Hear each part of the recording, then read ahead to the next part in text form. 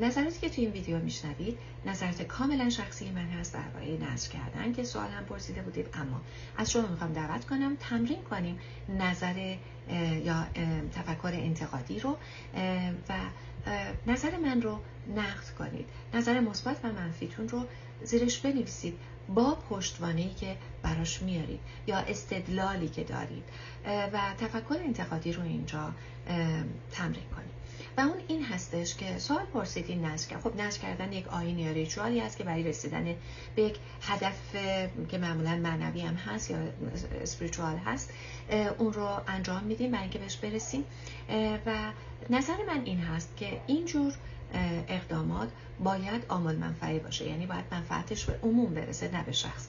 مثلا اگر شما نظر میکنید که لباس مشکی بپوشید یا غذای نظری بخورید، خب این منفعتش به شما میرسه. شما یک نظری رو میکنید که به طور مرتب مثلا کاری رو انجام بدین که به نفع خودتونه برای اینکه به خواسته‌ای برسین که به نفع خودتون هست.